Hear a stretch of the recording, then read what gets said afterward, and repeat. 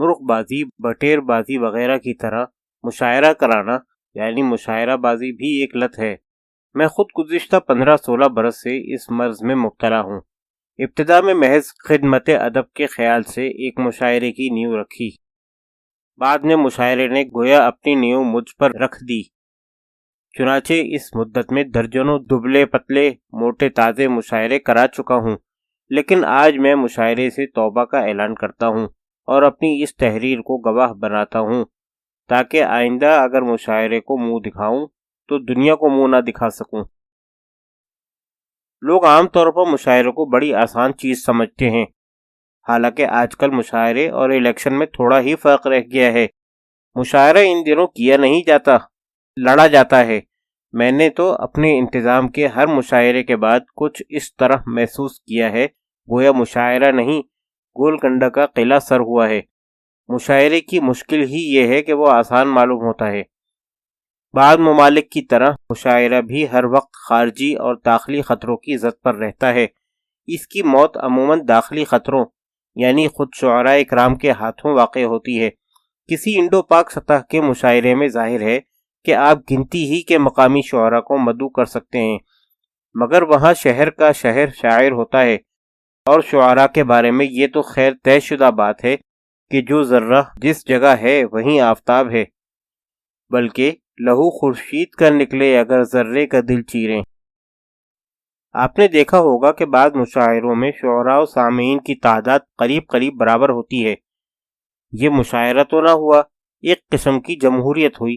ایسے موقعوں پر مشاعرہ کرنے کے بجائے یہ کہیں بہتر ہو کہ ایک ایک شاعر کو دو دو سامعین کے سپرد کر دیا جائے کہ لیجئے صاحب انہیں اپنے گھر لے جائیے، یا پھر مشاعرے کا ایک پورا ہفتہ منعقد کیجیے جس میں شعراء و سامعین زندگی کے تمام کاروبار بند کر کے قومی پیمانے پر مشاعرہ پڑھیں اور سنیں۔ منتخب مقامی شعراء کو آپ یقیناً مدعو کرتے ہیں، ان کی خدمت میں حاضر ہوتے ہیں، ان کی سواری کا انتظام کرتے ہیں، مگر ان میں اکثر کا رویہ کچھ اس قسم کا ہوتا ہے کہ وہ گویا مدعو کیے جانے پر خفا ہو گئے ہیں۔ پہلے میٹھے میٹھے گلے، پھر دھیمی دھیمی شکایتیں، اور آخر کار تند و تیز اختلافات، حتیٰ کہ مشاعرے کے قریب قریب صرف چند جانثار شعراء ہی میدان میں رہ جاتے ہیں۔ صورتحال کچھ مغلوں کے عہد زوال کے ہندوستان کی سی ہوتی ہے، کبھی دکن میں شورش، کبھی مالوا میں بغاوت، کبھی ملتان میں فساد۔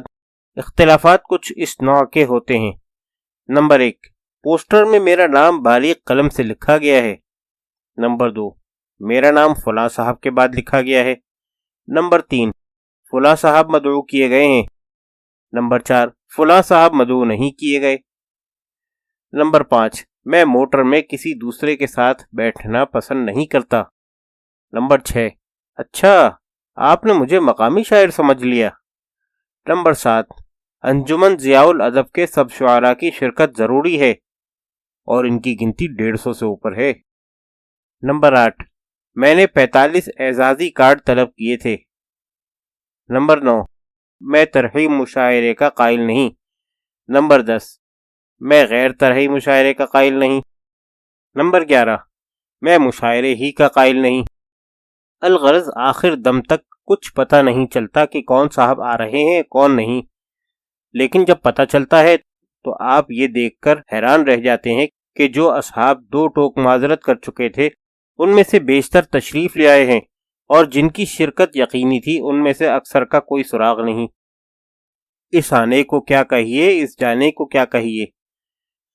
بیرونی اسٹار شعراء کے اپنے پرابلم ہیں۔ پہلے تو ان کے انتخاب پر خود انتظامیہ کمیٹی کے اندر وہ ہنگامہ بپا ہوتا ہے کہ عموماً انتظامیہ کمیٹی ہی ٹوٹ جاتی ہے۔ جو مشاعرہ اس مرحلے سے بچ نکلا وہ مشاعرے سے زیادہ ترنم اور تحت اللفظ سامعین اور مائکروفون کارکنوں اور سرپرستوں اور نہ جانے کن کن مجبوریوں اور مصلحتوں کے درمیان ایک عجیب و غریب سمجھوتا ہوتا ہے۔ شعراء سے خط و کتابت بجائے خود ایک دلچسپ چیز ہے۔ ان خطوط سے اپنے دور کی ایک نہایت قیمتی سوانحی دستاویز مرتب کی جا سکتی ہے۔ مثلا میں فرسٹ کلاس میں سفر کرتا ہوں، میں غروب آفتاب کے وقت کافی پیتا ہوں، میں سالن میں مرچیں تیز کھاتا ہوں، میں کریون سگریٹ پیتا ہوں، क्या बिस्तर साथ लाना ہوگا؟ مجھے چھٹی دلانے کے لیے پنڈت نہرو کو فون کیجیے۔ میں سمجھتا ہوں مشاہیر کے بارے میں اس قسم کی باتیں ضبط تحریر میں آ جانی چاہیے کہ یہی چھوٹی چھوٹی باتیں بعد میں تاریخی باتیں بن جاتی ہیں، مگر افسوس ان باتوں کو واشگاف لکھنے کی ہمیں جرات نہیں۔ اگر آپ یہ سمجھتے ہیں کہ خط و کتابت سے آپ بیرونی شعراء کے تمام پرابلم طے کر سکتے ہیں تو میں سمجھوں گا کہ آپ کو مشاعرہ کرانے کا اتفاق نہیں ہوا۔ شعراء نہ خود تفصیل سے لکھتے ہیں نہ دوسروں کی تفصیل پر توجہ دیتے ہیں، لہذا آپ خواہ کچھ کریں، بعض پرابلم بنفس نفیس شاعر کے ساتھ ہی وارد ہوں گے۔ آپ جناب سینائی اور جناب تمنائی کو بصراحت لکھ چکے تھے کہ پروگرام میں گڑبڑ ہو تو آپ سیدھے میٹروپول ہوٹل تشریف لے آئیں جو ریلوے اسٹیشن کے سامنے واقع ہے، وہاں آپ کے لیے کمرہ مخصوص ہے۔ مشاعرہ شروع ہو چکا، مگر سینائی اور تمنائی کا کوئی پتہ نہیں۔ آپ سمجھتے ہیں وہ تشریف نہیں لائے۔ اتنے میں خبر ملتی ہے کہ سینائی صاحب باہر گیٹ پر کھڑے ہیں اور 2 ٹانگوں میں سامان لدا ہے۔ شہر سے کوئی صاحب فون کرتے ہیں کہ تمنائی صاحب گلی مائی تابو میں ذکی الدین صاحب کے یہاں فروکش ہیں۔ ادھر آپ کے فرشتوں کو بھی معلوم نہیں کہ گلی مائی تابو کہاں ہے اور ذکی الدین صاحب کون بزرگوار ہیں۔ شباب صاحب مشاعرے سے کوئی 10-15 منٹ پہلے پہنچ تو گئے ہیں، مگر معلوم ہوا کہ ابھی حجامت بنوانی ہے، شیروانی پر استری کروانی ہے، قمیض سرے سے سامان میں کوئی لائے ہی نہیں، اور ہاں ترہی غزل میں مصرع طرح کے سوا فی الحال کچھ کہہ بھی نہیں سکے۔ بعض لوگ اگرچہ بہت شاذ تعجیل کے پرابلم پیدا کرتے ہیں۔ مشاعرے میں 6-7 روز باقی ہیں۔ آپ رات کے 10 بجے باہر سے گھر لوٹتے ہیں تو دیکھتے ہیں کہ برآمدے میں بکسوں، گٹریوں اور بوریوں کا انبار لگا ہے اور ڈرائنگ روم میں 3-4 اجنبی آدمی بیٹھے چلغوزے کھا رہے ہیں۔ خاکسار کو نغمہ قرطاس پوری کہتے ہیں۔ اخا نغمہ صاحب، اور آپ ان سے لپٹ جاتے ہیں، کیونکہ اگر آپ ان سے نہیں لپٹیں گے تو وہ آپ سے لپٹ جائیں گے۔ حالانکہ اس سے پہلے آپ نغمہ صاحب سے کبھی نہیں ملے، نہ ان کا فوٹو ہی کبھی دیکھا تھا، کیونکہ نغمہ صاحب مشاعرے کے ان اسٹاروں میں سے ہیں جن کو ادبی رسائل کے ایڈیٹر چھاپنا کبھی پسند نہیں کرتے۔ بہرکیف نغمہ صاحب تشریف لے آئے تھے۔ معلوم ہوا کہ پچھلے اتوار اوکاڑا میں مشاعرہ تھا۔ انہوں نے سوچا لاؤ پابا رکاب دوسرا مشاعرہ بھی بکتا ہوں، احباب سے ذرا گپ شپ ہی رہے گی۔ احباب پر سوالیہ نشان ہے، اور یہ 2-3 صاحبان نغمہ صاحب کے سخن فہم دوست ہیں جن کو آپ زبردستی گھسیٹ لائے ہیں۔